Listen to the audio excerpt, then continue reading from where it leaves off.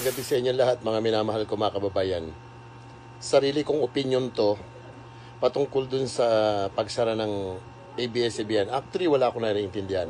Wala akong alam. Basta alam ko parang nasara na ata. And then nakikita ko si Sharon, nakikita ko si yung babae, si Locsin, yung mga namimigay ng bigas, whatever. Puro kadramahan ng mga pinagsasasabi. Walang problema. Ano nila yun kasi bread and butter nila kasi yung kumpanya na yan. Pero maraming mga citizen, may mga iilan-ilan pala na nagsisira ng mga tibing sira. Na kunwari, siguro totoong sumama ang loob nila patungkol doon. Alalahanin ninyo mga minamahal ko mga kapatid. Alalahanin lang ninyo to.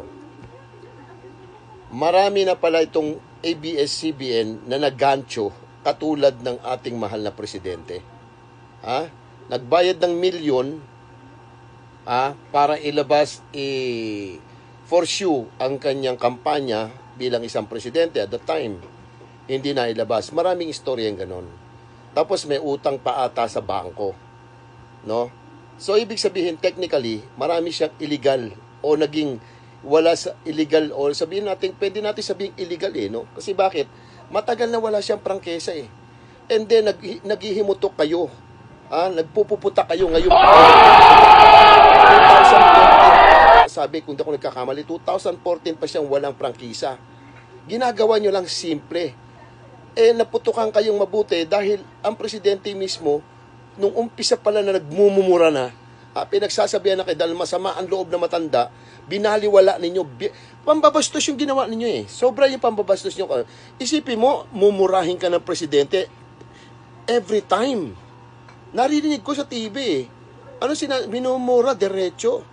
Hindi niya binigyan ng pansin, wala man lang nung panahon na pag-upo niya, wala man lang nagsabi sa inyo na mahal namin presidente, patawarin niyo lang kami. Kasi ganito, ganito, ganyan. Sinabi niyo na dapat para hindi humaba. Ang ginawa ninyo, kinontra niyo pa yung presidente. Kung ano-ano pang mga eligibility ang ginawa ninyo. Tapos yung mga media ninyo, hindi pa naging bias pa kayo, hindi pa kayo naging tama sa pag-report. Ngayon, nung nadiin na kayo, last 2 minutes, kumbaga, biglang-bigla, naipit kayo. No? Naipit. Tapos sasabihin nyo, kukuha tayo ng mga partial ng sistema ng pagkukwento. Tapos yan, meron pa si Karen Davila, in-interview si Pacquiao. Ano na pag-aralan mo? Yung bang akala nyo, ang tingin ninyo sa mga sarili ninyo, yung pagkataas-taas na kinakailangan santuhin kayo ng mga tao? Tapos may magpapalabas pa kayo na kung wala, yan si Regine Velasquez, sasabihin niya, kung wala si Cardo at si ganon, paano na kaya ang mga Pilipino? Ginagawa niya masyadong mga Pilipino. O ngayon, matatalino kayo. Akala ko ba matatalino kayo? Nung naipit kayo, sisisihin nyo ang gobyerno. Bakit? Ang gusto ninyo, exempted kayo? Paano yung mga ibang kumpanya? Paano yung ibang mga maliliit? Yung malalaking kumpanya at maliliit, sumunod sila sa batas sila. O di ba? Katulad ng halimbawa ng mga donut, yung mga kung sino-sino, yung mga sila lusyutan, yung mga malalaking kumpanya na nagbayad ng kung ano-ano, hinabol ng kumpanya. Sumunod sila. Iba kasi ngayon ang governance natin, iba ang sitwasyon Hindi pareha sa una na basta lang tayo. Mabigyan nyo lang yung presidente, mabigyan nyo lang ng pabor, okay na, tahimik na, wala na. Wala, gano'n lang Tapos alam nyo na pala yung mga kasaysayan katulad nung nangyari kay Corona, yung Chief Justice, alam nyo na pala na gano'n ang sitwasyon. Nilaro lang yung tao. Nang dahil pumabor kayo doon sa presidente, wala rin kayo. Doon lang kayo pumapabor sa mga tao na kung kisa ang kakapal ng bulsa ninyo. Ang problema nyo ngayon, seryoso gobyerno. Tapos ngayon, naipit kayo, gusto nyong isisi sa gobyerno, kayo rin na may pagkakamali. Kung matalino kayo, kung matalino sana kayo, nag-play kayo play Ayaw nyo kay Presidente Duterte? Nilaro lang muna ninyo. Sir, magkunwari ko na lang kayo, patawarin mo na kami kasi gano'n. Naisahan nyo na, milyon na nakuha nyo sa kanya Ilang milyon na nakuha nyo sa matanda. At tapos ngayon, nagmamalaki pa yung mga aluperos nyo, katulad ni Kiko. Kami rin nakulang din naman kami, hindi naman kami imik Tumigil nga kayo. Huwag nyo na nga kami laruin, tumigil na kayo ng katarantaduhan ninyo. Tigilan na natin ang katarantaduhan sa Pilipinas. Ayusin natin ang ating mga sarili. Sa inyo magsisimula yan. Kayong mga kilala at mga sinasandalan. Kung totoong gusto nyong sandalan namin kayo mga Pilipino, nang dahil kayo ay nakakatulong sa ikabubuti na ikaw unlad, kung totoo yan, lumabang kayong tabla. Tumabla kayo sa pag-uusap. Hindi pwede yung etong parting to, hindi natin pwedeng pakialaman dahil kikita tayo. Dito tayo, sisirain natin to. Teka muna, ay nasira yung ating backup. Kinakailangan ibalik natin yung kanilang taas ng kanilang kinakailangan babuyin natin to. Ganun na nangyayari. Alam ng mga Pilipino nangyayari.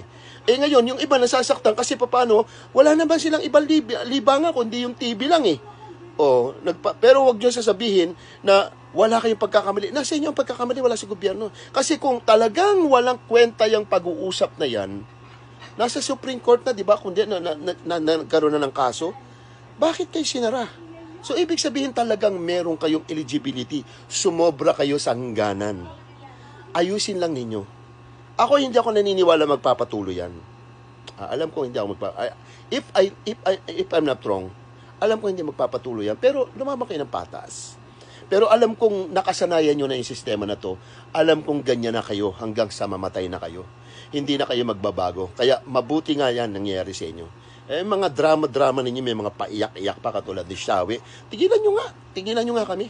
Kami mga Pilipino, hindi lang naman kayo marunong mag-isip, nag-iisip din kami. Kahit na kayo ay nag-aral sa Wharton o sa Carleton o sa Harvard, we don't care. Nag-aral din kami, nag-iisip din kami. Gusto nyo palabasin, maayos kayo, kami masama. Kita nyo yung ginagawa nyo, piniplay kami. Ang gulo nyo Ang gulo ninyo lahat. Paano kami maniniwala kung sino talaga ang totoo na samantalang itong gobyerno ngayon talagang nagpapakaayos sa mga sa lipunan. Tapos pipilit nyo sirain. Kita nyo, bigyan kita ng sample na tinatarantado yung mga Pilipino.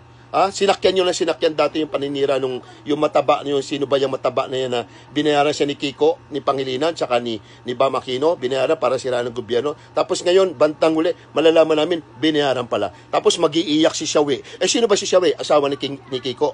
Di ba? Nilalaro nyo lang kami. Laro lang yan Huwag nyo, tigilan nyo na nga kami. Pwede ba tigilan nyo na kami? Mag-ayos naman kayo. Kasi kami mahihirap at tinatamaan Kaming mahihirap Kayo yaman lang ng payaman, tapos iiyakan nyo lang kami. Wala tumigil na kayo. Yan, lalo na yung mga sila sa Trililing, yan sila Dilima. Alam naman namin hindi kayo titigil Papayag naman kami mga lipunan na magkaroon tayo ng civil war. At alam naman namin na kayong mga tao kayo, na kahit na mamatay kami sa gutom, wala kayong pakialam. Kaya tigilan nyo na kayo mga Pilipino, kayo mga kababayan ko, kung nasasaktan kayo, kung ano man, paikutin nyo na, panaganahin nyo lang isip nyo. Sila ang may kasalanan yan, hindi wala kayong kinalaman. Kaya huwag kayong makisakay sa mga drama ng mga yan. Tigilan na, nandito tayo sa maayos. Focus lang tayo mga Pilipino. Focus lang. Focus.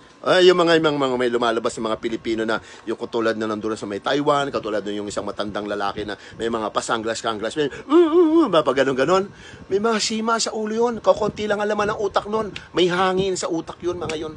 Wala kayo makukuha doon sa mga ganon. Dito tayo kasi ang henerasyon natin, ang titina natin, focus tayo mga minamahal ko mga kapatid, focus sa henerasyon natin darating ang pag-uusapan natin. Huwag tayong makipaglaro sa mga tao na to. Huwag tayong makipaglaro. Walang mangyayari sa atin. Kita mo, bigyan kita ng sample. Si Shawi, asawa niya si Kiko, di ba? Ano mga sinasabi? Puro kasiraan sa gobyerno dahil sa pagkakasalang prangkisa. Ang sama ng loob niya. Kailan niya sinamaan ng loob? Kailan niya ang dami niya sinabi patungkol sa gobyerno? Meron ba siya sinabi patungkol sa mga rebelde? Sa mga makakaliwa? Sa mga aktivista? Di ba sinusuportahan niya? Kaya nga, malalim ang usapin na to. Mga minamahal ko mga kapatid. Use your mind. Ako, tama na akong kakain 3 beses ang araw. Magdadasal ako sa Allah at gagawa ko ng mabuti sa aking kapwa.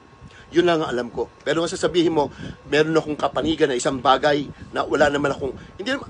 Kung sakali bakit ako papanig kay President Duterte? Bakit? Sa palagay nyo? Dahil mabuti siyang tao.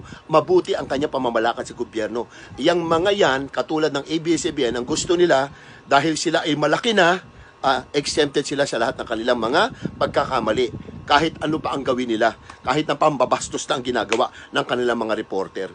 Hindi humahaba na ako. Medyo kung saan-saan na napupunta pag-uusap ko. Simple lang. Ayusin ninyo ang sarili ninyo.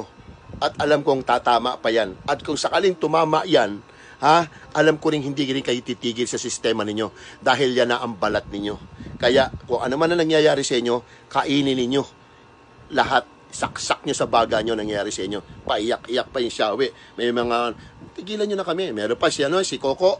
Ako hindi ako magalit sa inyo. Pero wag nyo kaming kung ganyan lang ang pag-iisip ninyo, lalaruin nyo kami, inyo lang yan. Nag-iisip lahat, marami mga Pilipino, alam na namin kung ano nangyayari. Kaya mag-ayos-ayos kayo. Dahil kung Pilipino kayo, Pilipino rin kami. May karapatan kayo magsalita, nagsasalita rin kami ng amin. Wala kami pinagbibintangan, kundi sinasabi lang namin ang nasa sa loobin namin dahil kita namin ang lahat. Ayusin nyo. Peace.